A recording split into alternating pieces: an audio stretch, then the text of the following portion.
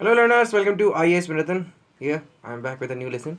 Guys, ये है आपका लास्ट पार्ट। सिटीजनशिप कम पड़ रहे थे इंडिया में, ठीक है। सो अब इसमें जो है ओवरसीज सिटीजनशिप ऑफ इंडिया क्या है बेसिकली। अब इसको डिटेल में मैं इसलिए ले रहा हूँ क्योंकि 2019 में जो आपका सी एक्ट आया था, ठीक है, सिटीजनशिप अमेंडमेंट एक्ट, उसके बाद ही काफ़ी ज़्यादा न्यूज़ में था। तो उसके बेसिस पे हम इसको थोड़ा सा डिटेल में जो है इसको डिस्कस करने वाले हैं, ठीक है। सो स्टार्ट करते हैं ओवरसीज सिटीजनशिप ऑफ इंडिया। लेकिन इसके पहले आपको दोनों पार्ट, जो भी इसके पहले पार्ट बने हुए हैं, वो सब आपको देखने हैं, ठीक है। पूरी लक्ष्मीकांत कंप्लीट कराई जाएगी यहाँ पर। और आपकी इसके बाद एक जो सीरीज चल रही है इंपॉर्टेंट जजमेंट्स की, उसको कंटिन्यू करने की सोच रहा हूँ मैं। उसके साथ इंपॉर्टेंट एक्ट्स की भी है, वो भी सीरीज जो है आपकी कंटिन्यू होगी इन लेसन्स के बाद। तो सबसे पहले सितंबर 2000 में गवर्नमेंट ऑफ इंडिया में क्या किया था कि हाई लेवल कमेटी सबमिट की थी, आई मीन बनाई थी, सेटअप की थी इंडियन डायस्पोरा पे। तो एल एन सिंघवी सर इनके चेयरमैन थे। और इनका मैंडेट था कि कॉम्प्रिहेंसिव स्टडी दें कि ग्लोबल इंडियन डायस्पोरा जो है उनके साथ हम कंस्ट्रक्टिव रिलेशनशिप कैसे बनाएं, है ना। तो इस तरीके से फिर 2002 में, 2 साल में, इन्होंने अपनी कमेटी ने अपनी रिपोर्ट सबमिट करी। अमेंडमेंट बताया इन्होंने कि 1955 का जो सिटीजनशिप अमेंडमेंट एक्ट है, उसके अंदर आपको अमेंडमेंट करने पड़ेंगे ताकि जो डुअल सिटीजनशिप है, डुअल सिटीजनशिप का प्रोविज़न जो है उसके अंदर ला सके हम। जैसे कि जो पर्सन ऑफ इंडियन ओरिजिन है उनके लिए, ठीक है, वो भी किसी स्पेसिफाइड कंट्रीज़ के लिए होगा, ठीक है। अब इसी के साथ ही जो है 2003 में, जब 2002 में रिपोर्ट आई, तो एक ही साल बाद अमेंडमेंट लेकर के आया गया। और वो प्रोविज़न था for the acquisition of the overseas citizenship of India, ठीक है, जो कि PIO के पास है, फॉर 16 स्पेसिफाइड कंट्रीज़ के लिए। हाँ, पाकिस्तान और बांग्लादेश नहीं था क्योंकि ये अनडिवाइडेड इंडिया के लोगों के लिए था, ठीक है। It also omitted all provisions recognising और relating to the Commonwealth citizenship from the principal act, ठीक है। उसके बाद 2005 में फिर सिटीजनशिप में एक्ट में अमेंडमेंट किया गया। इसने इसका स्कोप और एक्सटेंड कर दिया। और जो OCI हैं उनको ग्रांट दी गई, बेसिकली स्कोप ऑफ जो ग्रांट थी उनको एक्सपेंड किया गया फॉर PIOs के लिए भी, जो इंडियन ओरिजिन के लोग हैं, अदर कंट्रीज़ में रहते हैं, उनके लिए OCI का जो है स्कोप को बढ़ा दिया गया, ठीक है। ताकि एक तरीके से क्या होता है, ये लोकल लॉज के अंदर रहते हुए आपके होम कंट्री के अंदर डुअल सिटीजनशिप का प्रोविज़न हम लेकर के आ सकते हैं, है ना।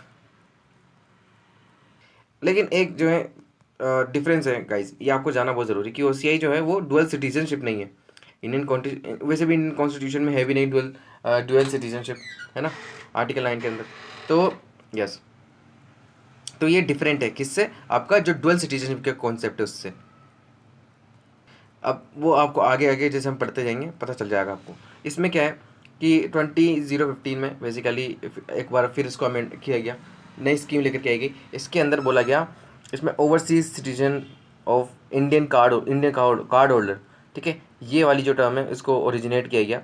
इसमें बेसिकली जो PIO कार्ड होल्डर थे प्लस जो OCI कार्ड होल्डर थे, उनको मर्ज कर दिया गया और फिर एक नई कैटेगरी को लेकर के आया गया, overseas citizen of India card holder. अब बेसिकली लाया क्यों, बेसिकली ये वाली स्कीम को ओरिजिनेट क्यों किया गया, है ना, ये क्वेश्चन है। बेसिकली क्या होता है कि PIO स्कीम चल रही थी 2002 से, OCI कार्ड होल्डर की आई 2005 से। ये दोनों पैरेलली चल रही थी, तो काफ़ी ज़्यादा कन्फ्यूजन लोगों के अंदर था कि कौन PIO है, कौन OCI है, कौन NRI है, ठीक है। इसका डिफरेंस जो है आपको नीचे जो एक टेबल बनाया गया है उसके अंदर साफ देखने को मिलेगा। बट ये OCI कार्ड होल्डर स्कीम जो थी वो ज़्यादा पॉपुलर थी। तो कन्फ्यूजन को क्लियर करने के लिए दोनों में से पॉजिटिव चीज़ें उठाई गई और एक नई जो है सिटीजनशिप का टर्म है, overseas citizen of India card holder, इसको ओरिजिनेट किया गया। तो 2015 के जो एक्ट है उसके अंदर PIO स्कीम में कहा गया कि जो मतलब 2015 में ये इसको इनेक्ट किया गया, ठीक है, जनवरी 9 में। तो इन्होंने कहा कि इस डेट के पहले अगर कोई भी PIO कार्ड होल्डर है तो उसको डीम्ड कर दिया जाएगा, आई मीन उसको जो है OCI कार्ड होल्डर मान लिया जाएगा, ठीक है। It shall be deem to be OCI card holder. तो सिटीजनशिप एक्ट जो है 2015 का, उसने रिप्लेस किया nomenclature of overseas citizen of India को overseas citizen of India card holder, ठीक है। अब इसके अंदर जो है थोड़े बहुत इनके प्रोविजन है वो देख लेते हैं। तो इनका रजिस्ट्रेशन कैसा होगा, तो सेंट्रल गवर्नमेंट ने बताया कि एप्लीकेशन देनी पड़ेगी। अगर पर्सन जो है वो फुल एज और कैपेसिटी में है तो उसको सिटीजन ऑफ अनदर कंट्री होना चाहिए, बट सिटीजन ऑफ इंडिया होना चाहिए eight the time of commencement of the constitution, ठीक है। सेकंड, जो आपका सिटीजन है वो अदर कंट्री का होना चाहिए, उसके अलावा but was eligible to citizen of India at the time of commencement of the constitution, ठीक है। तीसरा है आपका कि वो कोई दूसरी कंट्री का सिटीजन होना चाहिए, बट उसके जो territory become part of India after 15 अगस्त 1947 से उसका जो है कंट्री बिलोंग होना चाहिए। उसके बाद है आपकी हु इज अ चाइल्ड और अ ग्रैंड चाइल्ड और great grand child of such a person. Next आता है आपका a person who is minor child of a person mentioned in clause A, जो क्लोज ए भी हमने पढ़ा, उसका माइनर चाइल्ड भी इसके अंदर जो है इंक्लूड है। उसके अलावा ये सब आप प्रोविजन आप खुद देखना है। इसके बाद spouse of foreign origin of citizen of India और spouse of foreign origin of overseas citizen of India card holder, जिसकी मैरिज जो है रजिस्टर्ड और सब्सिस्टेड की गई बेसिकली 2 साल के अंदर इमीजिएटली, ठीक है, और एप्लीकेशन दे दी गई, तब जाके उसको ये OCI कार्ड होल्डर का कार्ड होल्डर दिया जाएगा। सेंट्रल गवर्नमेंट ही बेसिकली ओवरऑल इसका अथॉरिटी है, इसके अंदर वही डेट स्पेसिफाई करेगी कब कोई कार्ड होल्डर का बेसिकली माना जाएगा। उसके अलावा जो पॉइंट 1 में था सेंट्रल गवर्नमेंट ने लिखा है if it is satisfied that special circumstances हुए, ठीक है, तो जो है वो रजिस्ट्रेशन या तो कैंसिल करेगी या फिर उसको दिया जाएगा बेसिकली। तो it's totally depend on the circumstances क्या रहेंगे उस टाइम पे। अब इसमें आते हैं कि राइट्स क्या होंगे बेसिकली इनके। तो पहला पॉइंट है इसके अंदर कि overseas citizen of India card holder के कि जो राइट्स सेंट्रल गवर्नमेंट इनको इंटाइटल करेगी वही राइट्स के ये क्या है वो इंजॉय करेंगे। सेकंड, कौन कौन से ऐसे राइट्स हैं जो ये इनको एंटाइटल्ड नहीं है। तो पहला है कि they are not entitled to the right to equality of opportunity, जो कि पब्लिक एम्प्लॉयमेंट की बात आती है जब, ठीक है, ना इलेक्शन ऑफ प्रेसिडेंट, ना वाइस प्रेसिडेंट, ना ही वो जज बन सकते हैं सुप्रीम कोर्ट के, ना वो हाई कोर्ट के जज बन सकते हैं। उसके अलावा एज अ वोटर भी ये जो है वोट दे नहीं सकते। उसके अलावा he shall not be eligible for being a member of House of People और काउंसिल ऑफ स्टेट्स, ठीक है। ही शेल नॉट बी जो स्टेट लेजिस्लेटिव असेंबलीज काउंसिल इनमें जो है मेंबर्स नहीं बन सकते, ये नहीं कि रिप्रेजेंट नहीं कर सकते इंडिया के लोगों को। और पब्लिक सर्विसेज जैसे कि यूनियन और स्टेट की सर्विसेज हैं और जो government basically central government specify करती है, तो उन इस सर्विसेज में ही जा सकते हैं। बाकी जो पब्लिक सर्विसेज हैं UPSC कराती है उनमें नहीं जा सकते, ठीक है।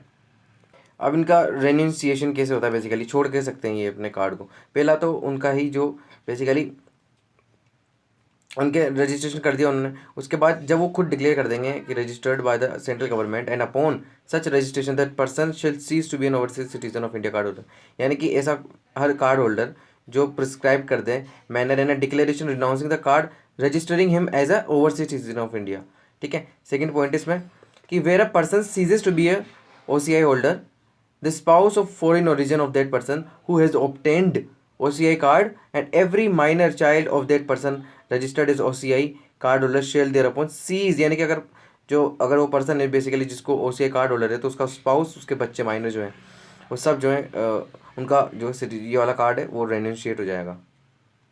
किन सिचुएशन में इनका रजिस्ट्रेशन कैंसिल किया जा सकता है, तो अगर वो person registration as a overseas citizen of India card holder was obtained by means of fraud, false representation and concealment, ठीक है। उसके अलावा अगर डिसअफेक्शन है कॉन्स्टिट्यूशन के टुवर्ड और अनलॉफुली या फिर कोई भी कम्युनिकेट करते हो आप किसी दूसरी एनिमी नेशन से, तो इसलिए। उसके बाद आता है आपका अगर OCI कार्ड होल्डर 5 साल with in 5 years after registration, अगर उसको बेसिकली 2 साल की या उससे ज़्यादा की सज़ा हो जाती है तो उसका कार्ड कैंसिल कर दिया जाएगा, उसका रजिस्ट्रेशन कैंसिल कर दिया जाएगा। So it is necessary so to do in interest of the sovereignty and integrity of India, इसके खिलाफ अगर जाओगे सिक्योरिटी फ्रेंडली रिलेशन तो भी आपका जो है registration cancel. Marriage of N overseas citizen of card holder has been dissolved by competent court of the law or otherwise, or has not been dissolved but during the subsistence of such marriage he has solemnized marriage with any other person, ठीक है। तो ये कुछ ऐसी condition है जिसमें इनका registration cancel हो सकता है। इसके अलावा यहाँ पर एक कंपैरिजन दे रखा है बेसिकली NRI, PIO और OCI में। अब जो है आपके लिए एक बहुत छोटा सा क्वेश्चन है कि आप जो है जाएंगे और तीनों के यानी कि PIO, NRI और OCI में एक बेनिफिट बताएंगे तीनों का, ठीक है, कोई भी एक बेनिफिट। अब स्टार्ट करेंगे हमारा जो नया लेसन आएगा फंडामेंटल राइट्स का, ठीक है। फंडामेंटल राइट्स को डिटेल में डिस्कस करने वाले हैं। तो मिलते हैं अगले लेसन में, जब तक के लिए stay tuned and have a nice day. Please subscribe करें, शेयर करें, जितना हो सके फैला दें इसको, ठीक है। Thank you.